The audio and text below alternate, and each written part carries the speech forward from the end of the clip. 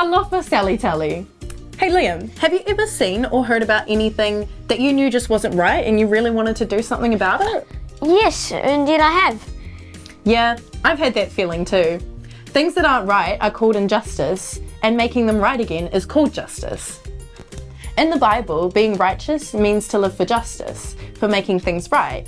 But that isn't always easy. Sometimes we can try really, really hard and things just don't change straight away. When you want things to be just and they aren't, how does that make you feel, Liam? It makes me really sad, you know? Yeah, makes me sad too. Thanks for sharing. Today's Bible verse from Jesus says, "Blessed are those who hunger and thirst for righteousness, for they shall be satisfied." Well, today we are going to see how God is with those who want to put things right, even when it's hard. So, what are we waiting for? Ka mua ka muri. It is time to look back at the stories of the Bible so we can move forward as lifelong Jesus followers. Kia ora tamariki mā, and welcome back to The Word. I wonder if you've ever had to stand up for something you believe in. Well, in today's story, we're going to hear about a brave woman who stood up for what was right even though she was scared and even though it was very dangerous. Esther hadn't led an easy life. Her parents had died when she was young, and now her cousin Mordecai looked after her, and they lived in Susa, which was part of the Persian Empire. The Jewish people who lived there were in exile, which means they'd been forced to leave their own home and live in a different country. It wasn't always easy trying to fit in when everything was so different, and not everyone was kind to Jewish people. One day, cousin Mordecai came home with some news. He worked at the palace gates, and he had heard that Queen Vashti had been banished by her husband, King Xerxes, because she had said no to the king. Even though she had a good reason for saying no, you were not allowed to say no to the king. King Xerxes felt embarrassed that she had not listened to him, and he did not like his power being challenged, so he kicked her out of the palace and started looking for a new queen. The guards came searching for all the beautiful young women of Persia, and Esther, along with hundreds of others, were taken to the palace to prepare. King Xerxes would get to meet them all for just one night, and then he would choose his new queen. Esther was nervous. This was not the life she'd always dreamt of. Her cousin told her to be careful not to tell anyone that she was part of God's special whānau. He wanted to protect her, and it was going to be a lot harder outside of the palace. Mordecai was going to need to trust that God could watch over Esther. He had a sense that maybe God had a plan for her which was much bigger than what he had ever dreamed of. Well, the day finally arrived and Esther was taken to the king. He loved her straight away and decided to make her his new queen. Esther still kept quiet about who she was. She trusted that her cousin knew what was best for her. I wondered what it was like living in the palace. Esther had a beautiful home, beautiful clothes and the best food, but there was one big problem. King Xerxes' right-hand man, his name was Haman, and she didn't trust him at all. He didn't like the Jewish people, God's whānau, and he treated them badly. What would he do if he found out that Esther was one of them? One day, Haman came to King Xerxes with a plan, and it was an evil plan. He told the king that God's whānau were not respecting him or his laws. Haman huddled up and shared his plan with the king. There was only one thing to do to fix this. They don't respect you or your laws, so we'll kill them all.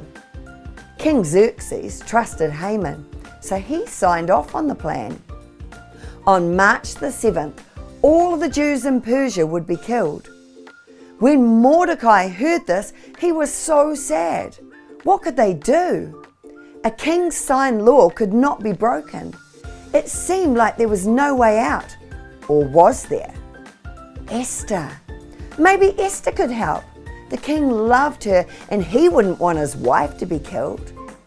Mordecai sent a message to Esther telling her about Haman's plan, and Esther called all of the Jewish people to pray and fast, go without food for 3 days so that they could focus more on their prayers. After 3 days, she would go to the king. Now, back in those times, you didn't just rock up to visit the king, even if he was your husband.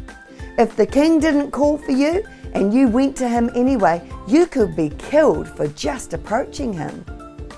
This was really risky, but she trusted that God had a plan. After 3 days, Esther went to the king. Everyone in the throne room looked on in shock. What was she doing? Didn't she know this could get her killed? Esther kept her head down and waited. King Xerxes was confused. Why had she come? This must be something important, so he reached out his scepter towards her, and this meant she was safe. He would listen to her. Esther asked if she can put on a special dinner for him and his right-hand man Haman. Sure thing, said the king. They came for dinner and they really enjoyed it, and the king asked again what she wanted. Esther asked if they would come back the next night for dinner, and so they did. This time when Xerxes asked Esther what she wanted, she said, "Please, can you save my life and the lives of my people?" The truth was finally out.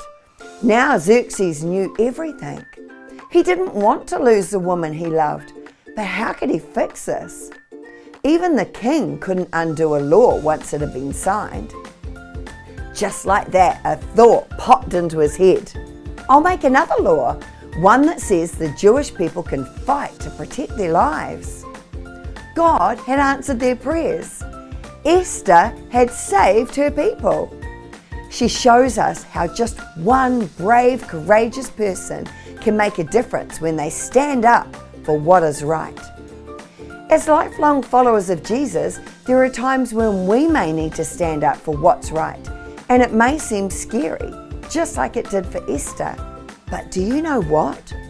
When you do this, you can totally know that God is right beside you, giving you the strength you need to do what's right.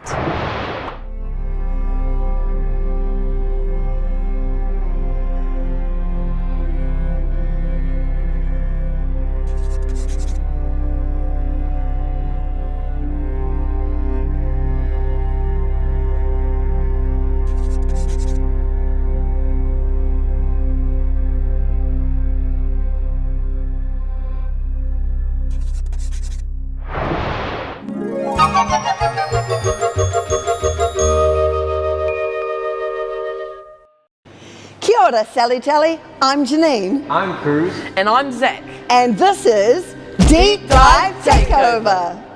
Today we've invited Missy and Brent for a friendly game of paintball. They think we are here to play a game of paintball, but we only brought 3 guns. Well, we have the 3 guns already, so it looks like they're clean out of luck. Hey boys, here they come!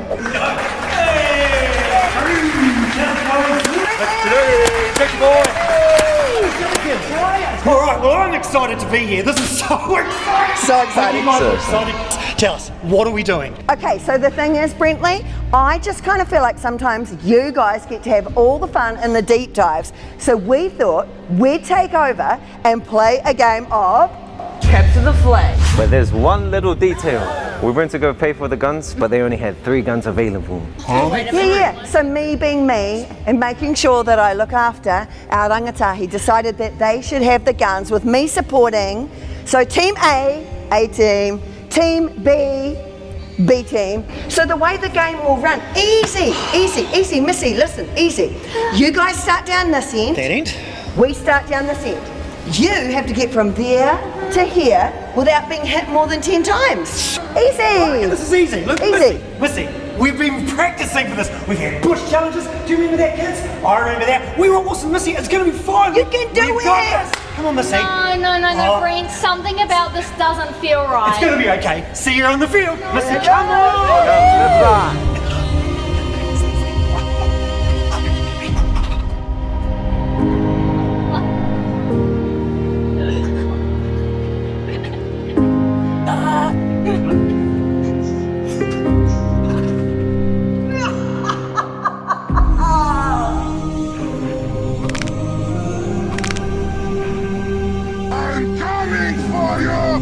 I can't, Brent. I can't. You're gonna have to go without gonna be me. fine. No. We've got this. Come on. Save yourself. Are we ready? Let's go! Come on. Get him, boys!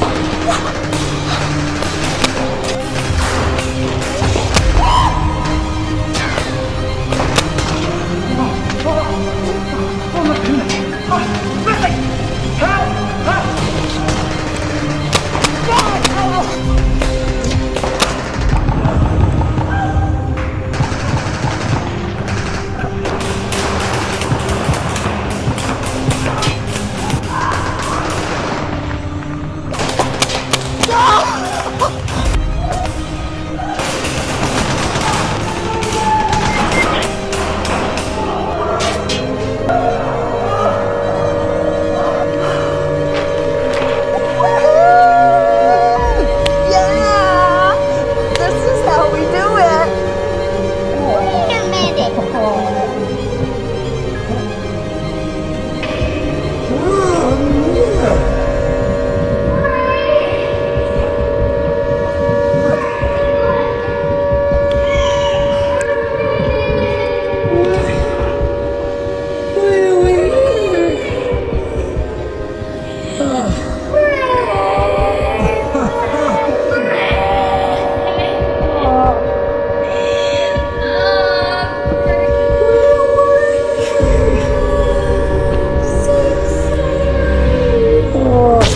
Well, I guess we won that one. Now it's time for round 2. Round 2. We're not having a round. No. No. Okay. Yeah. Oh, okay. not okay. Stop it. This is not okay. Brent, No. trust me. I've got this. Round 2. Okay, get ready, get ready. Trust me. It's gonna be okay. I've got this. You know, Sally Telly, I knew there was something off about that game. I had a sneaking suspicion, and I was right. It definitely wasn't fair, but while I was in there, I had an idea. See, I went outside and I got these 2 bin lids. I knew what the right thing to do was. I'm going to use these to protect Brent so he can get through. We're going to make it fair once and for all. Let's go. Round 2, let's go!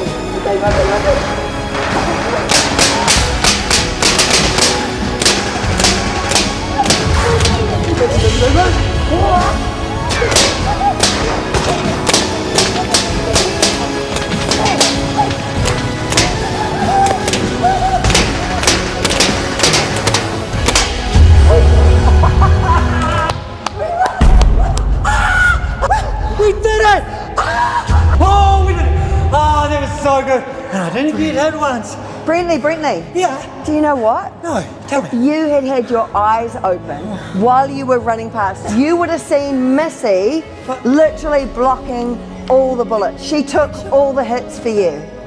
Oh, Missy! You're the bestest. You know, this reminded me of today's beatitude. We may have been having fun, but Missy still stood up for Brent. Jesus' blessing reminds us that he's with those who try their hardest even when it's hard. Just like Esther did. That's right. Hey, we'll see you later, Sally Telly kids. See ya. Good to see ya.